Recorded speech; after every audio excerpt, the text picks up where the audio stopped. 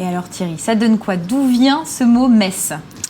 Bien, si on prend dans le livre d'étymologie des noms des villes de Moselle, édité en 1860 par Auguste Erkem, on nous donne une forme moins connue de l'origine du mot Metz, je cite. « Metz, tant de fois saccagée et détruite, a pris son nom par abréviation du mot tudesque, autrement dit d'origine germanique, de l'expression Metzeln, qui veut dire massacrer, sabrer, taillé en pièces, égorgé, passé au fil de l'épée. C'est très sympa ça. Oui, c'est bien glauque pour un nom d'une si charmante ville qui n'est donc pas la version couramment citée sur l'origine du mot Metz.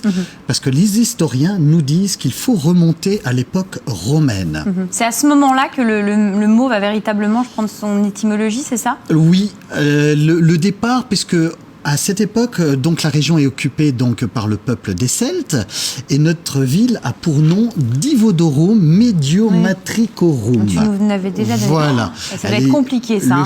T'habites où? Divodurum Mediomatricorum. C'est sympa ça.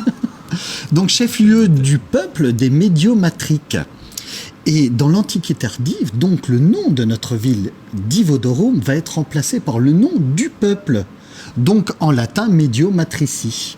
Et c'est une prononciation qui va s'altérer au fil du temps pour donner Métensis. Mais c'est souvent ça, c'est-à-dire qu'à force de l'utiliser, les gens vont complètement la transformer. Exactement, exactement. On va avoir ensuite au 5e siècle Métis, qui est aujourd'hui le nom de notre nouvelle ligne de bus. Complètement, le métis. Et je crois qu'après, il y a eu plein de mots dérivés. Alors, ça va être dérivé en Metz au XIIIe, XIVe siècle.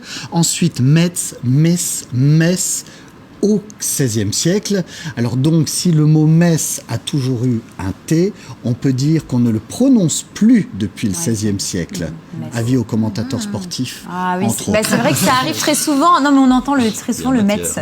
Très sympa. Voilà. Donc arrêtez de le dire, on ne le prononce jamais.